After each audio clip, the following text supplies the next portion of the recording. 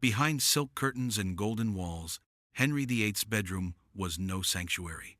It was a courtroom where every whisper could condemn a queen to death.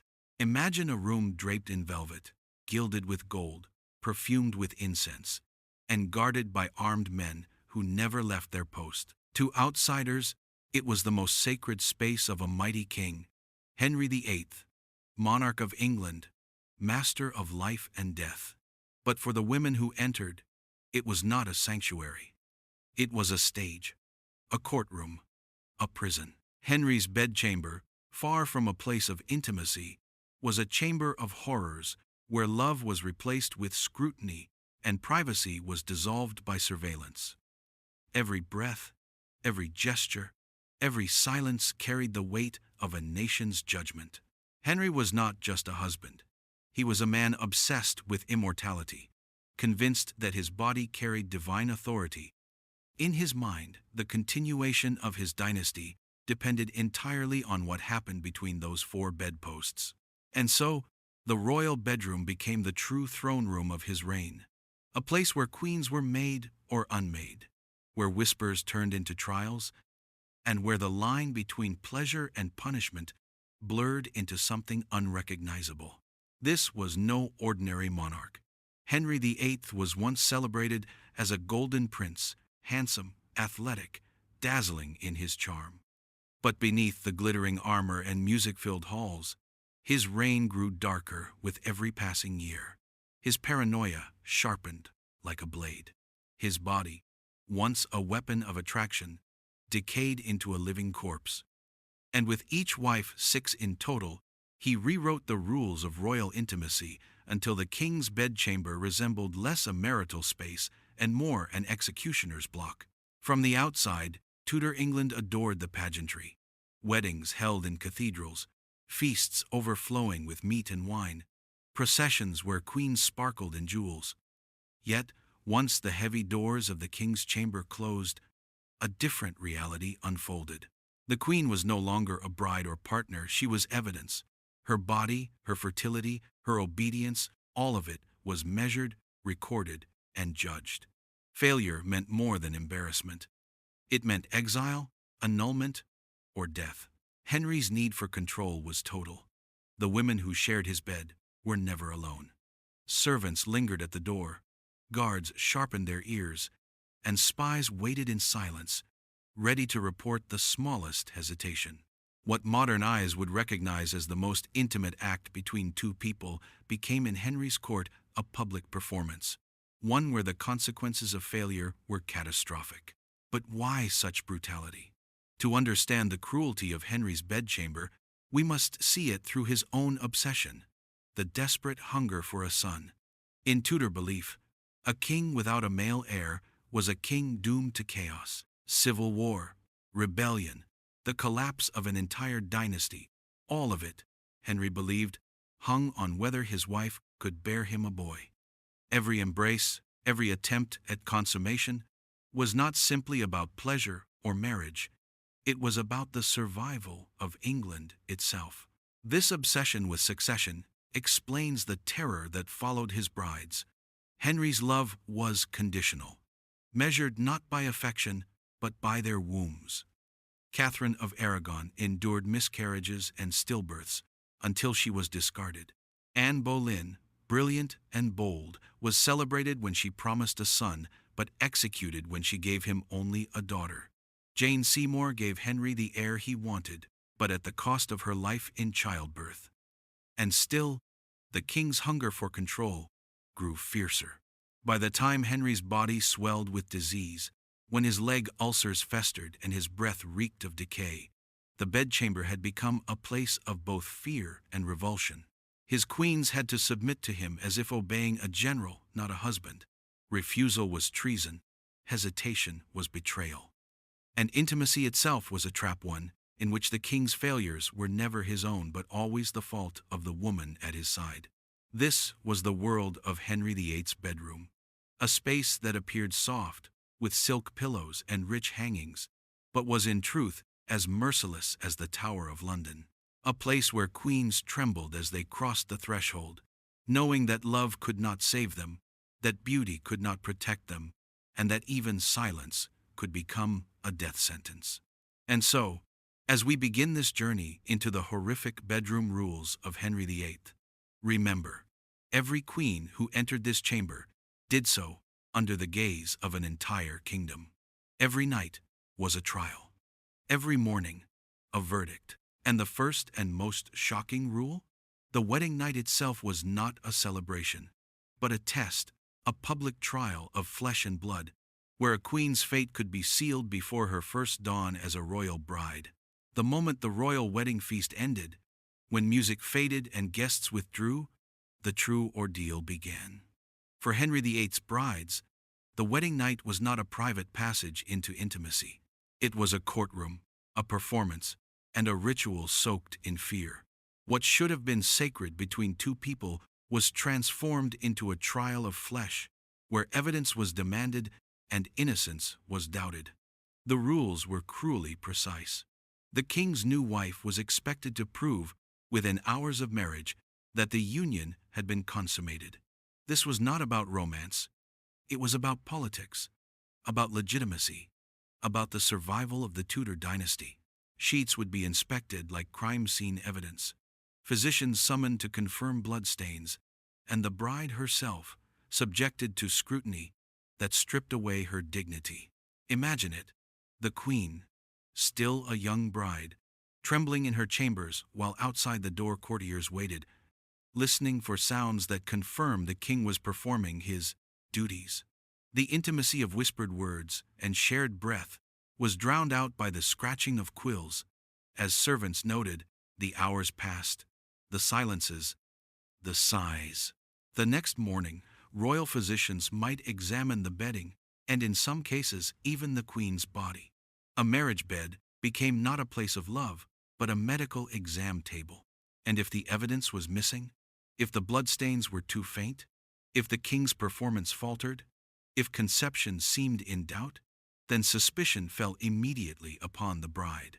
She could be accused of deception, of arriving at marriage unchaste, or even of bewitching the king to render him impotent. In a court where rumor carried the weight of law, such accusations were deadly. This ritual was not unique to Henry. Across medieval and early modern Europe, royal consummation was a matter of state. The fertility of queens determined the fate of kingdom. But Henry's court took this obsession to a grotesque extreme. His paranoia turned the wedding night into a public spectacle, where failure meant annulment at best and execution at worst. Catherine of Aragon, Henry's first wife, endured this terror most vividly. She was a Spanish princess, raised in the glittering court of Ferdinand and Isabella, prepared for ceremony but not for humiliation. On her wedding night, her body became England's evidence. The alliance between Spain and England depended on her successful union with Henry's brother Arthur, and later with Henry himself. Each time, her virginity was questioned, her honor dissected, her private life placed under the scrutiny of men who saw her not as a woman, but as a vessel for heirs. Modern scholars recognize the psychological toll such rituals must have taken. Panic attacks, anxiety, and chronic stress are recorded in the letters and testimonies of queens and their attendants. Catherine herself, devout and deeply pious, reportedly wept in fear whenever she was called to Henry's bed, knowing that her most personal moments were never truly her own. What makes this ritual so chilling is not just its cruelty, but its inevitability. The queen could not refuse. She could not protect herself. Her body was evidence. Her silence was guilt, and her future was decided not by love, but by what stains were or were not found on linen sheets. This was the first great horror of Henry's bedroom, the trial of the wedding night. A system where queens were stripped of privacy, where intimacy was reduced to a public judgment, and where failure to please the king could unravel both a marriage and a monarchy. But as horrific as this was, it was only the beginning. For once a queen survived the wedding night, she entered a far darker rule, one that allowed no hesitation, no escape, and no refusal. Catherine of Aragon's story begins with promise, but soon descends into a nightmare shaped by Henry's ruthless demands. She was the daughter of Ferdinand and Isabella of Spain, born into a court of grandeur, conquest, and faith. Trained from childhood to be both devout and regal, she was sent to England to bind two great kingdoms together. Yet, instead of stepping into a life of honor and security, Catherine entered a world where her body became a battlefield, her womb the only measure of her worth. Her first trial came not with Henry, but with his elder brother, Prince Arthur. Their marriage was brief, lasting only a few months before Arthur's sudden death. Yet even in mourning, Catherine's purity was questioned. Had the marriage been consummated? Was she truly a virgin when she later wed Henry? These questions haunted her for decades, weaponized by Henry himself when he sought to discard her. From the very beginning, Catherine's most private experiences were treated as matters of international diplomacy. When she finally married Henry in 1509, Catherine believed she had found her role: queen consort, beloved wife, and future mother of kings. At first, Henry adored her. She was intelligent, graceful, and deeply pious, qualities that inspired respect at court. But one thing mattered above all else: producing a male heir. For Henry, a son was not simply a child. He was the living guarantee of Tudor survival. Catherine bore him many children, but fate was merciless. Stillbirths, miscarriages, infants who lived only days, each loss deepened her sorrow and sharpened Henry's impatience. Only one daughter, Mary, survived into childhood. Yet in Henry's eyes, Mary was not enough. A daughter could not secure the Tudor throne. Every time Catherine failed to give him a living son, she endured not only personal grief, but public shame. The pressure was relentless. Physicians hovered over her, servants monitored her meals, and priests offered blessings meant to ensure fertility. Medieval medicine, with its flawed understanding of reproduction, often blamed the woman for such tragedies. Catherine was no exception. Whispers spread that she was cursed, too old, or secretly unfit. Meanwhile, Henry never considered his own role in their failed attempts. His pride demanded that blame always fall on her. This cycle of loss and suspicion carved deep wounds into Catherine's spirit. Letters from the time suggest she suffered bouts of despair, periods we would now recognize as depression. Yet she endured, clinging to her faith. She believed her marriage was sacred, her vows eternal. Even when Henry's gaze began to wander toward Anne Boleyn, Catherine stood firm, refusing to accept annulment or disgrace. But the wedding night inspections and fertility trials had already shaped her life. From her first days as Henry's queen, she understood that her body was not her own. Every intimate moment was judged, every pregnancy became a public test, and every failure placed her one step closer to ruin. Her terror was not unfounded. When Henry sought to annul their marriage in the 1520 seconds, he resurrected the old questions. Was she truly a virgin when she wed him? Had she lied about her union with Arthur? In this cruel twist, the humiliation of her youth returned to destroy her. Catherine fought back with courage, confronting Henry in public and declaring herself his true and lawful wife. Yet no act of defiance could undo decades of pressure, grief, and psychological torment. She lived her final years isolated, stripped of her title, separated from her daughter, and abandoned by the man she had once loved. Catherine of Aragon's tragedy was not only personal, it set the stage for everything that followed. Her failure to give Henry a son hardened his obsession, turning the bedroom into a political theater where queens would rise and fall. Catherine's terror became the template, proof of consummation, endless pressure to conceive, blame for every loss, and the looming threat of rejection. And if Catherine's story was shaped by loss, Anne Boleyn's would be shaped by passion and by the lethal consequences of falling out of favor. But before her downfall, another rule of Henry's bedroom must be revealed, the one that stripped his queens of the most basic human right, the right to refuse. If the wedding night was a public trial, the nights that followed revealed an even darker rule. No queen could ever say no to Henry VIII. Consent in the royal chamber did not exist. A summons to the king's bed was an order, not a request.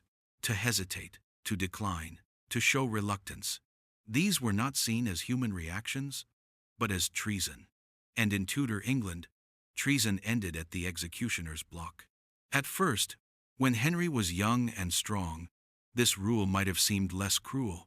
He was tall, broad-shouldered, with fiery red hair, and a reputation as a skilled lover. But as the years passed, Henry's body decayed into something grotesque. The once athletic monarch became obese, his legs swollen with ulcers that festered and dripped pus, his breath sour from constant infection. By his final decades, lying with Henry meant lying beside a body that was half alive and half rotting. Yet still, queens were expected to submit. Imagine Anne of Cleves, the German Princess Henry took as his fourth wife. Accounts say she found him so repulsive that she struggled to hide her disgust. But what choice did she have? To recoil, even for a second, risked her life. Rumor spread that she held her breath during their intimate encounters, desperate not to inhale the stench of his decaying flesh. Still, she dared not refuse, for refusal would have branded her disloyal, even traitorous. Henry's paranoia magnified the terror. He placed spies in his court to observe not only what his queens did in public, but how they behaved in private. If a queen delayed too long when summoned, if she appeared weary, if she lacked enthusiasm, it was reported to the king. Even in the privacy of the bedchamber, women were never alone. Their bodies, their reactions, their obedience, everything was monitored. What modern eyes recognize as coercion and abuse was, in Henry's world, routine. His queens were trapped in marriages where their safety depended on surrender. Even when Henry's body was failing, when his ulcers burst and stained the sheets, when his obesity required servants to physically maneuver him for intimacy, his wives were compelled to act as if they welcomed him. Consider the cruelty of this rule. For Catherine Howard, a teenage bride barely out of girlhood, being summoned to Henry's bed meant more than revulsion, it meant terror. She was forced to endure the touch of a diseased man old enough to be her grandfather, all while knowing that a single moment of reluctance could doom her. And Henry, intoxicated by power, twisted these encounters into tests of loyalty. A queen's silence was betrayal.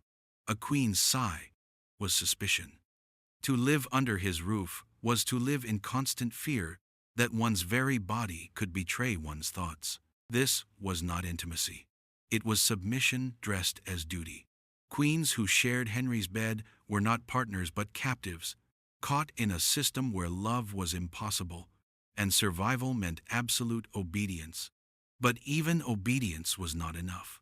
For in Henry's twisted logic, the bedroom was more than a place of submission.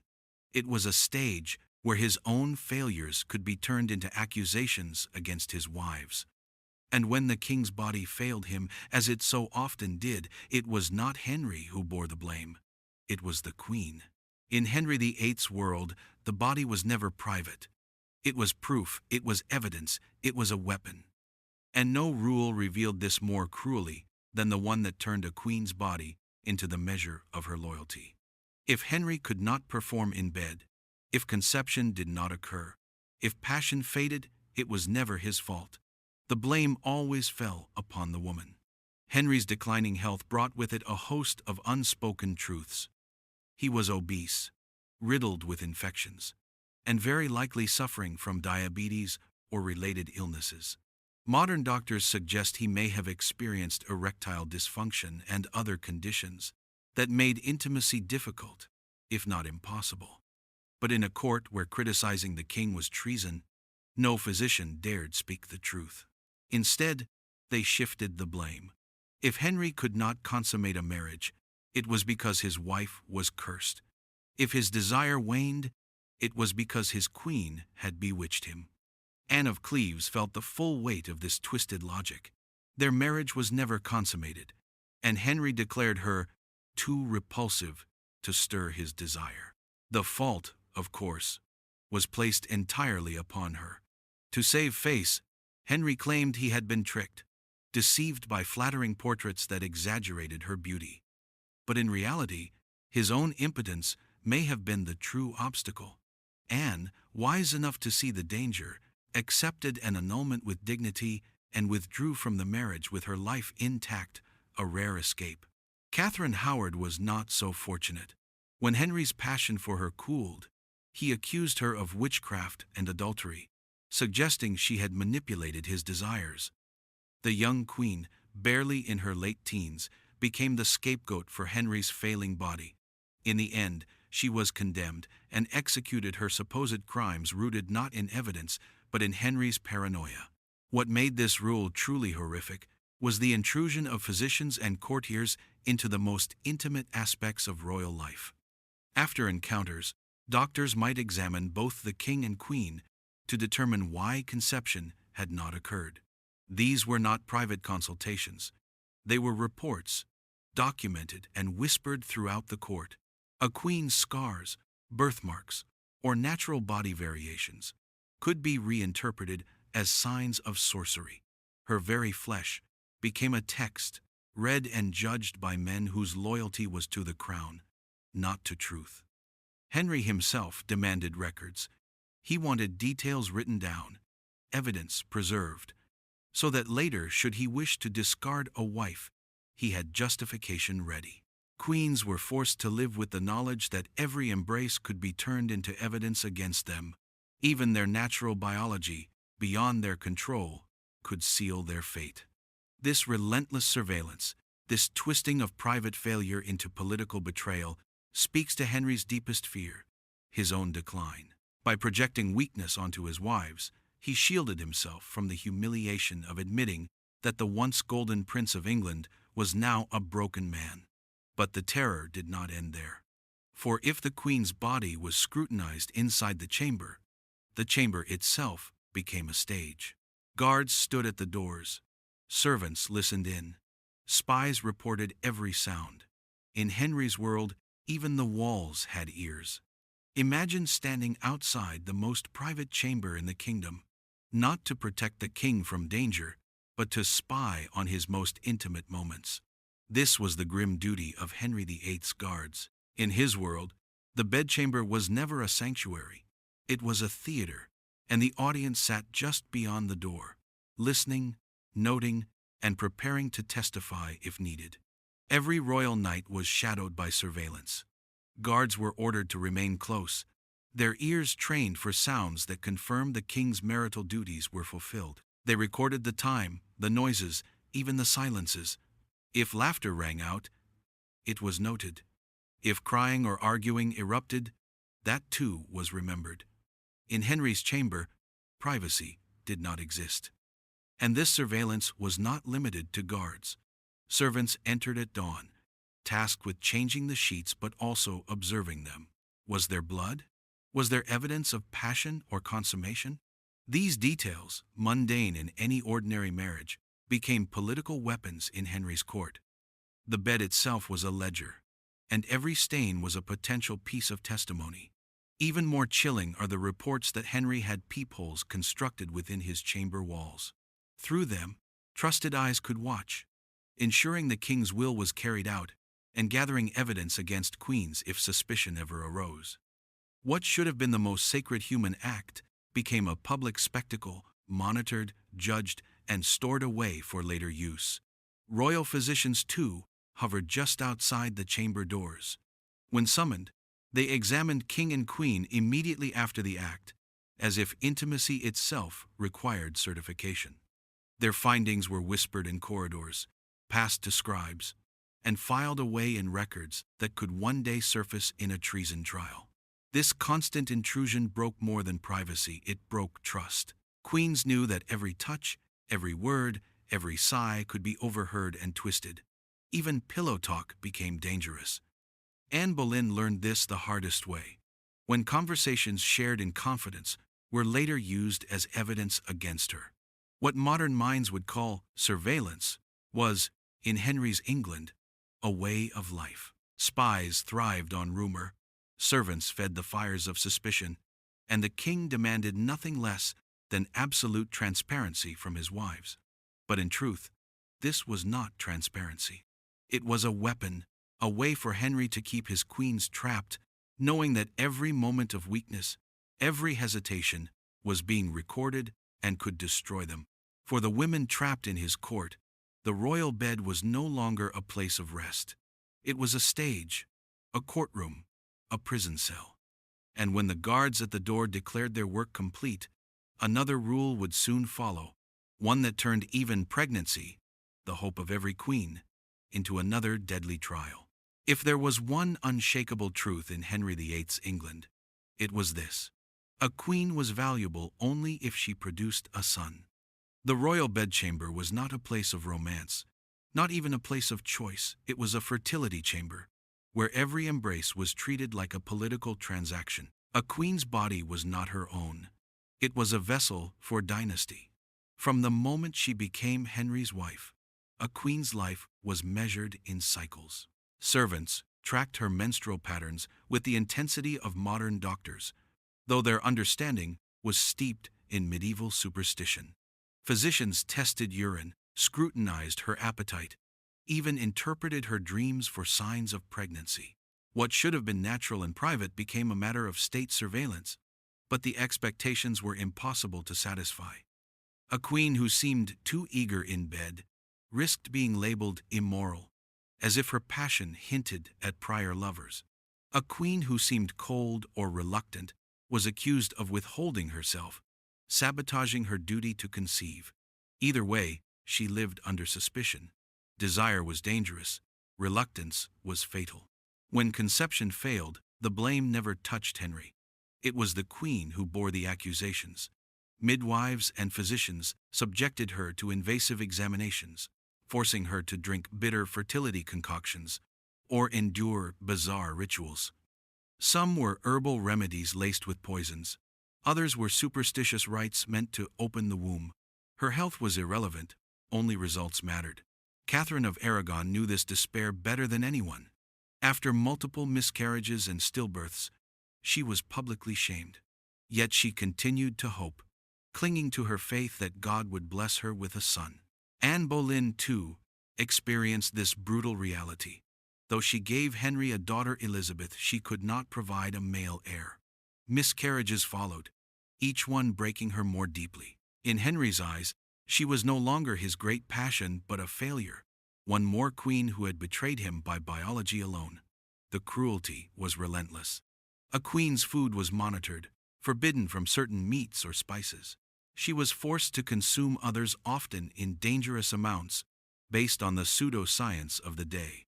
She was pressured into endless rituals, such as blessing her womb with relics or sleeping in specific positions, all while her own grief and fear consumed her. But the greatest horror was the knowledge that pregnancy was not just duty, it was survival. A queen who produced a son was celebrated, honored, secure. A queen who failed became vulnerable to gossip, annulment, or worse. Each night in Henry's bed was not about intimacy, but about survival. Each missed cycle was not merely disappointment, but a potential death sentence. This was the cruel arithmetic of Henry's chamber. Obedience plus fertility equaled safety. Anything less led to suspicion, disgrace, and often the scaffold. And for Catherine of Aragon and Anne Boleyn, two women who defined the early years of Henry's reign, the terror of this duty became the defining tragedy of their lives. Their wombs became weapons used against them, their losses transformed into accusations. The failure to deliver a son would become the pretext for annulment, execution, and exile. The next chapter of Henry's bedroom horror belongs to them. Their stories show not only the cruelty of the king, but the devastating weight of a system that reduced queens to nothing more than their ability to conceive. The fate of Henry VIII's first two great queens, Catherine of Aragon and Anne Boleyn, was sealed not by their politics, not by their character, but by their biology.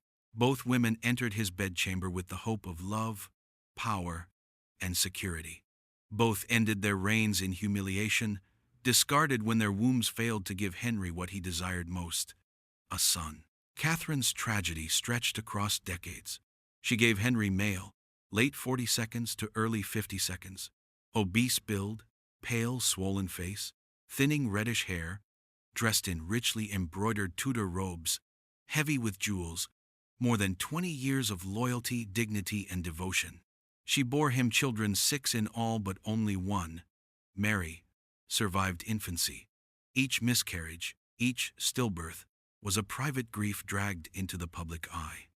Catherine female, mid-40 seconds, dignified with a fuller figure, solemn face framed by dark hair under a Spanish headdress, clothed in deep crimson and gold gowns, mourned as a mother, yet the court judged her as a queen who had failed her duty. By her 40s, her body was weary, and Henry male, late 40 seconds to early 50 seconds, obese build, pale, swollen face, thinning reddish hair, dressed in richly embroidered Tudor robes, heavy with jewels. Once her adoring husband turned cold. He declared their marriage cursed, claiming their union had been invalid from the start. But this was not theology. It was an excuse. Henry male, late 40 seconds to early 50 seconds, obese build, pale, swollen face, thinning reddish hair, dressed in richly embroidered Tudor robes, heavy with jewels, was already enthralled by another woman, Anne Boleyn, female, early 30 seconds, slender with sharp dark eyes, long black hair, often tucked beneath a French hood, wearing elegant dark green and black dresses. Catherine female, mid-40 seconds, dignified with a fuller figure, solemn face framed by dark hair under a Spanish headdress, clothed in deep crimson and gold gowns, proud and unyielding, refused to submit to annulment. She clung to her crown with a defiance that won her sympathy among the people, but her resistance condemned her to isolation. Banished from court, separated from her daughter, she lived her final years in exile, stripped of the very title she had given her life to uphold. Anne Boleyn's female, early 30 seconds, slender with sharp dark eyes, long black hair often tucked beneath a French hood, wearing elegant dark green and black dresses. Rise was as dramatic as Catherine's female, mid-40 seconds, dignified with a fuller figure, solemn face framed by dark hair under a Spanish headdress, clothed in deep crimson and gold gowns. Fall. Where Catherine was pious and patient, Anne was bold and captivating.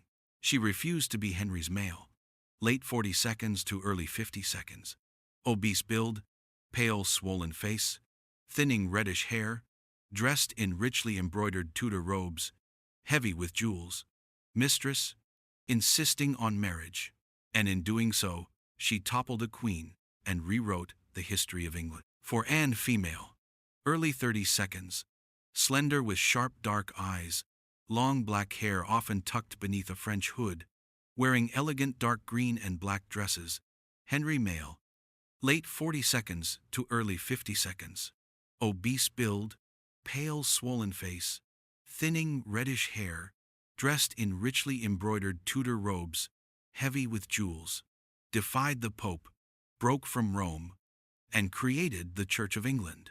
She became queen not through inheritance, but through sheer force of Henry's male, late 40 seconds to early 50 seconds, obese build, pale swollen face, thinning reddish hair, dressed in richly embroidered Tudor robes, heavy with jewels. Obsession. At first, Anne female, early 30 seconds, slender with sharp dark eyes, long black hair, often tucked beneath a French hood, wearing elegant dark green and black dresses, seemed untouchable. When she gave birth to a daughter, Elizabeth, Henry male, late 40 seconds to early 50 seconds, obese build, pale swollen face, thinning reddish hair, dressed in richly embroidered Tudor robes, heavy with jewels, was disappointed but hopeful. Surely, a son would follow. But the years ahead brought miscarriages, including one widely believed to have been a male child. Each loss was more than sorrow. It was political dynamite.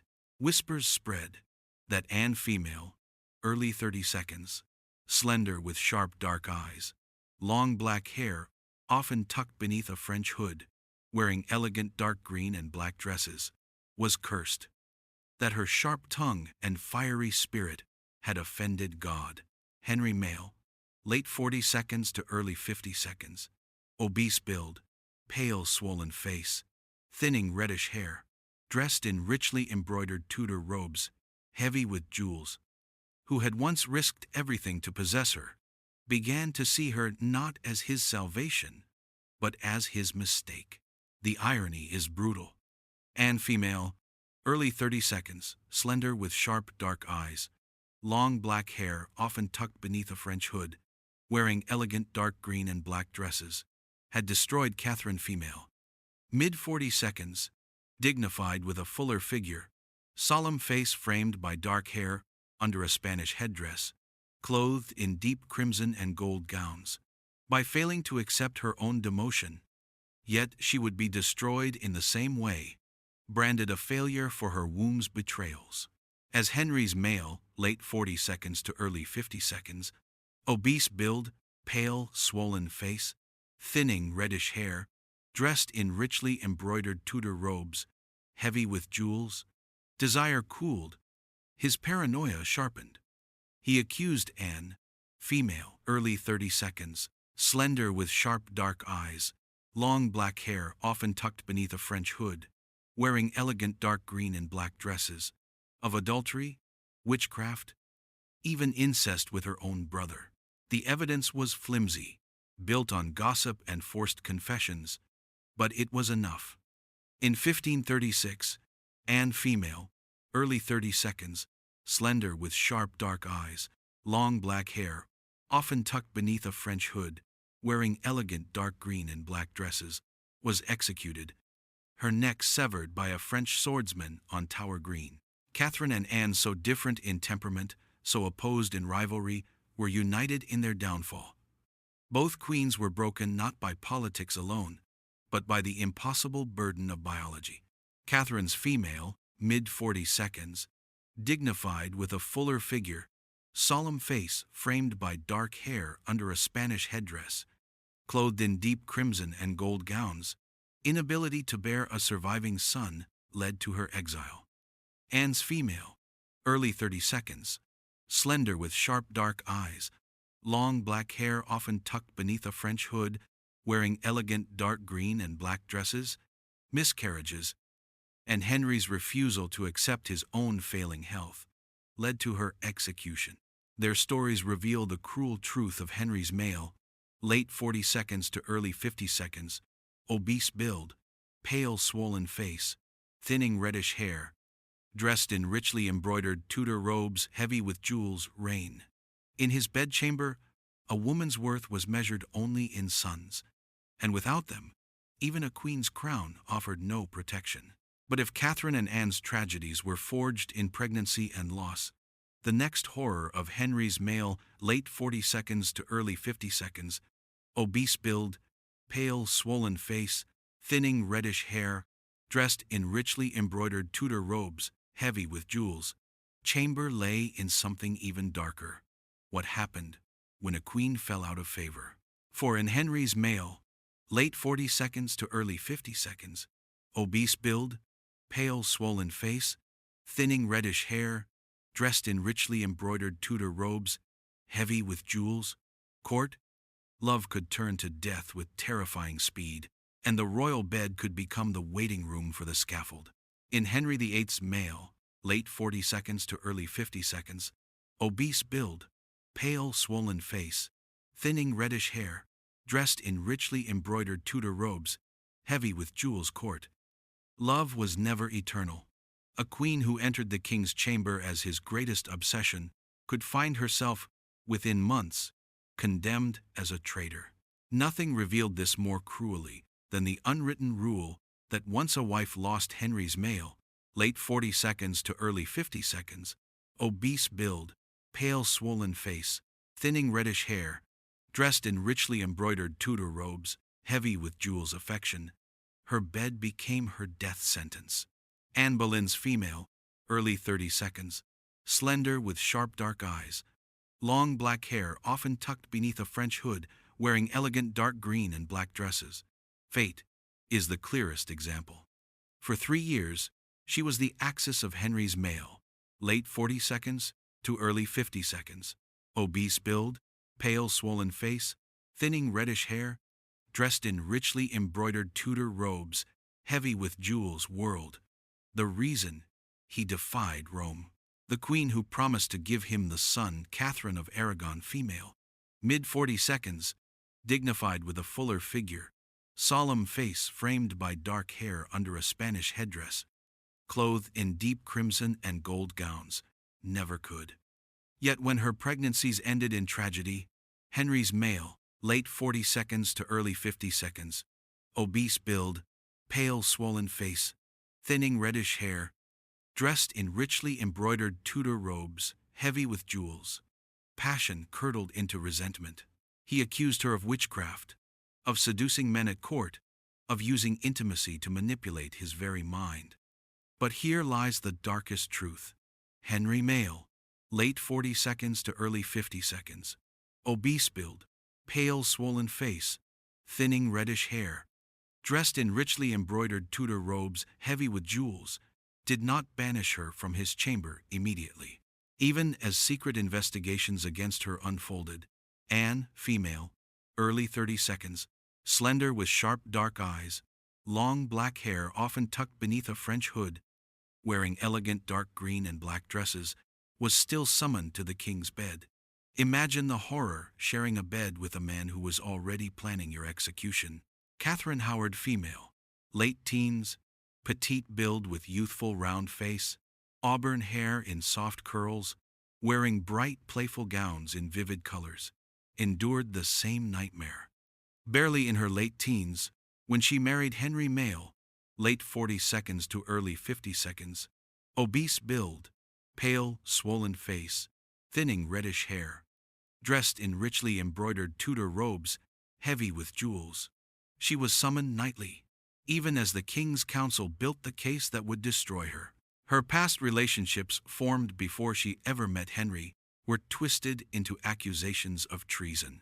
Yet she still had to appear dutiful, still had to obey his summons, still had to lie beside him as if nothing were amiss. She was executed at just 19, her last words begging forgiveness for the sins of her youth. Henry's male, late 40 seconds to early 50 seconds, obese build, pale swollen face, thinning reddish hair, dressed in richly embroidered Tudor robes, heavy with jewels. Chamber had become a trap. A queen could not resist his advances, for refusal was treason. She could not show disinterest, for that suggested infidelity. She could not even trust the privacy of her own whispers. For Henry male, late 40 seconds to early 50 seconds, obese build, pale swollen face, thinning reddish hair, dressed in richly embroidered Tudor robes, heavy with jewels, weaponized intimacy itself. Conversations spoken in confidence, words exchanged in the stillness of night, were later presented as evidence in treason trials. Pillow talk became testimony. A sigh could be transformed into sedition.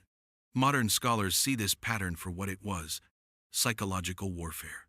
Henry male, late 40 seconds to early 50 seconds, obese build, pale swollen face, thinning reddish hair, dressed in richly embroidered Tudor robes, heavy with jewels, used intimacy as a weapon, turning vulnerability into exposure. His wives never knew whether an embrace was genuine affection or a test designed to catch them in supposed disloyalty. Each night in his bed was not reassurance, but interrogation. The danger was inescapable. A queen who lost Henry's male, late 40 seconds to early 50 seconds, obese build, pale swollen face, thinning reddish hair, dressed in richly embroidered Tudor robes, heavy with jewels, favor could not retreat into silence or safety. She had to continue submitting, even as her rivals whispered against her, even as charges mounted, even as the shadow of the scaffold crept closer. The royal bed was no longer the symbol of marriage. It was the waiting room for death. And as terrifying as this was, there remained yet another horror: the sheer physical repulsion of the man they were forced to embrace. For by the later years of Henry's male, late 40 seconds to early 50 seconds, obese build, pale swollen face, thinning reddish hair, dressed in richly embroidered Tudor robes, heavy with jewels rain. His body had transformed into something monstrous, a living symbol of decay that turned the royal bedchamber into a place of disease and stench. By the final decade of Henry VIII's reign, the royal bedchamber reeked not of perfume or roses, but of rot. The once golden prince who dazzled Europe with his charm had become a bloated, diseased monarch whose very body turned intimacy into horror. To share his bed was to lie beside a man in decay. Henry's obesity was legendary. Once an athletic figure, he now weighed well over 350 pounds. His legs were swollen and ulcerated, his joints crippled by gout, his movements slow and painful. The ulcers, in particular, defined his final years. Festering wounds on his legs oozed pus so foul-smelling that courtiers gagged when entering his presence. Doctors attempted to drain them, but the infections never healed. At night, the sores burst under the strain of movement, staining sheets with blood and pus, forcing servants to clean the king's bedding with vinegar to mask the stench. And yet, his wives were required to endure him. Catherine Parr, his sixth and final queen, reportedly used perfumed cloths pressed to her face during encounters, just to withstand the smell. Others whispered that Henry's body was so unwieldy that mechanical devices were used to position him in bed. Intimacy became a grotesque parody of desire, reduced to a physical ordeal endured under the gaze of servants. The horror went beyond smell and sight. Physicians of the time lacked any true understanding of infection, and Henry's health declined rapidly. Some historians believe he suffered from untreated diabetes, compounded by chronic infections and possibly gangrene. His breath was described as unbearable, his temper unpredictable, his very presence suffocating. A queen lying beside him was not in the arms of a husband, but in the clutches of a dying tyrant. This transformation was more than physical, it was symbolic. Henry's rotting body mirrored the corruption of his rule. A man who once embodied vitality had become a king whose decay consumed those around him. His wives were not only bound to his will, but forced to share in his bodily collapse. To refuse him was treason, but to accept him was torment. The grotesque reality of Henry's body was not kept secret. Rumors circulated through Europe, foreign ambassadors reporting on the stench of the king's court and the mechanical contraptions required to move him. Yet, within England, no one dared speak the truth openly. To acknowledge his decline was to risk accusations of disloyalty, and so the court continued its pageantry, even as its monarch rotted from within. For his queens, the diseased king was a nightmare that never ended. They were expected to smile, to submit, to pretend that the stench of rot and the weight of his decaying body were not unbearable. They endured because refusal was death, and submission was the only fragile shield against his wrath. But even obedience, even endurance, was no true protection. For in Henry's chamber, danger did not always come from the king himself. It could come from whispers, from gossip, from accusations whispered in corridors. In a court built on paranoia, even rumors of misconduct could lead a queen to the scaffold. If Henry's diseased body was a horror his queens could see and smell, the greater terror was the one they could not control: whispers. In Tudor England, rumor was not idle gossip, it was evidence. And in the king's court, a single accusation could transform a queen from consort to condemned. The walls of Henry's palaces were alive with listening ears. Ladies-in-waiting reported everything their mistress said. Servants cleaning the chamber recorded what they saw on the bedsheets. Guards noted who entered and left the queen's apartments. Even casual remarks about the king's health, about a sleepless night, about an innocent exchange, could be twisted into proof of disloyalty. Anne Boleyn's downfall was built almost entirely on such whispers. She was accused of adultery with multiple men, including her own brother. Court musicians were tortured until they confessed to sleeping with her. None of the charges held weight, but weight was irrelevant when the king had decided her fate. The testimonies, ripped from terrified men under duress, were enough to send Anne to the scaffold. Catherine Howard faced the same cruelty. Her past relationships she had before becoming queen was dragged into the present and branded treason. Her youthful mistakes, made long before Henry ever set eyes on her, became evidence of betrayal. The men she had once loved were executed. She herself, trembling and barely 19, was sent to the block, condemned less by actions than by rumor. The paranoia was deliberate. Henry created an entire network of informants, a surveillance state built around the Queen's body and reputation. Women in waiting were questioned relentlessly. Servants were interrogated for offhand remarks. Gossip in taverns or corridors could find its way into the council chamber and, from there, onto the scaffold. Modern legal minds recoil at the thought. In Henry's court, hearsay and forced confessions carried the same weight as hard evidence. A rumor repeated often enough became truth, especially when it suited the king's needs. And because no one dared challenge Henry, queens were defenseless. The lesson was cruelly clear. In the king's bedroom, silence was no shield. A queen might submit, might obey, might endure every humiliation, but her fate could still be undone by whispers beyond her control. In a world where the king's insecurity ruled supreme, gossip could kill as swiftly as a sword.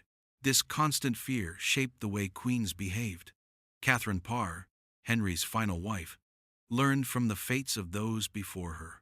She mastered discretion, kept her opinions hidden, and flattered the king's ego at every turn.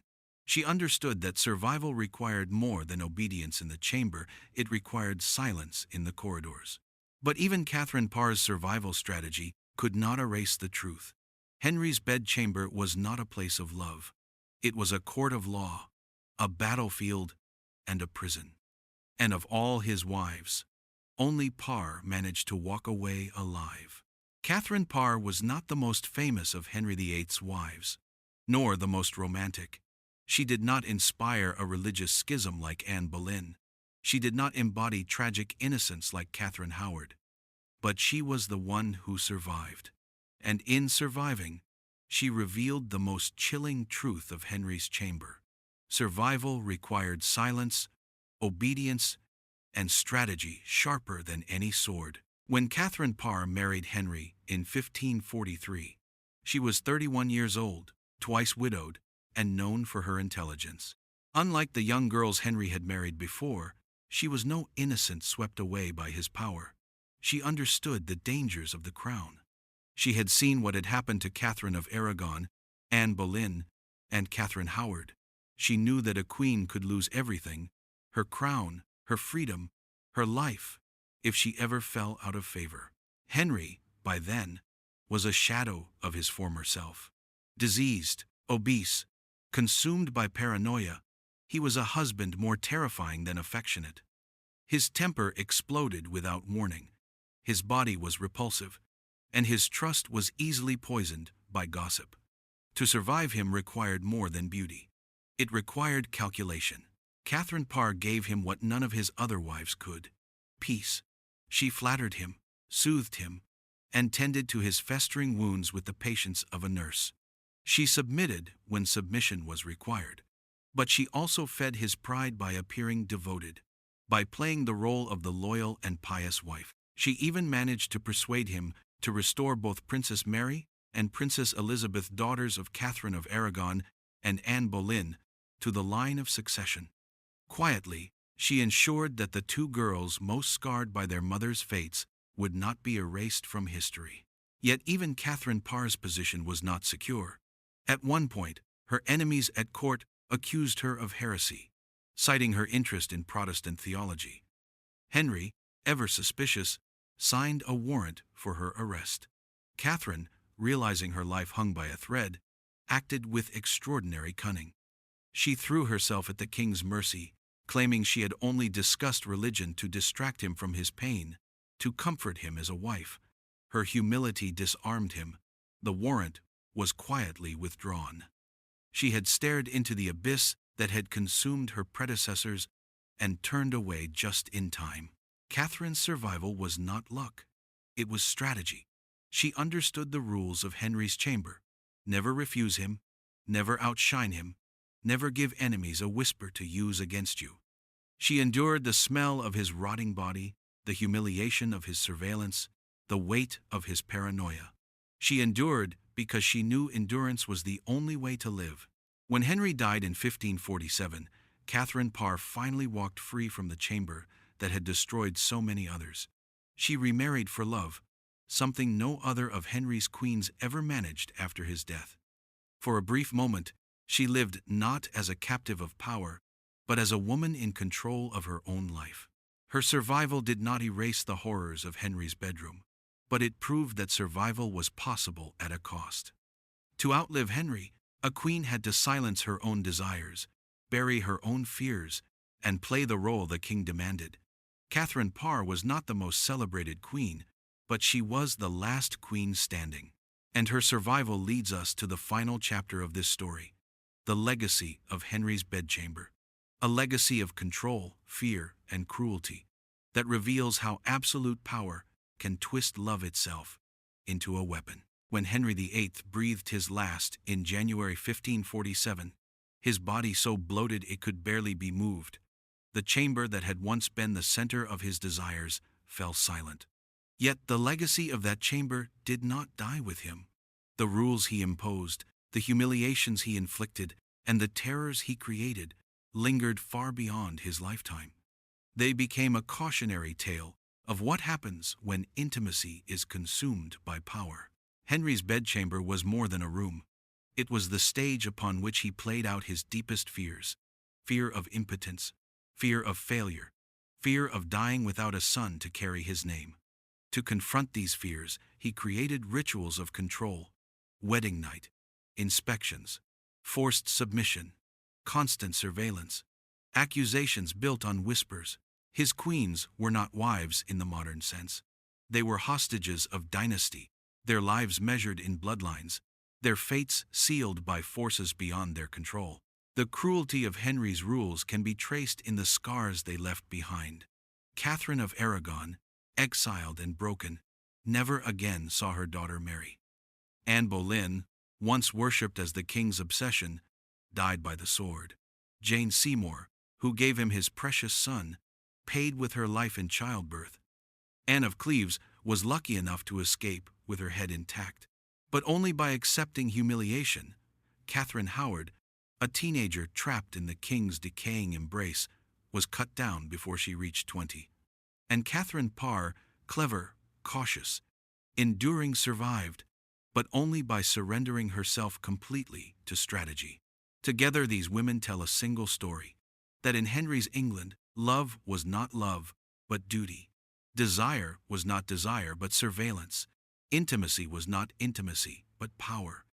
A marriage bed became a courtroom, a battlefield, and for too many, an antechamber to the scaffold.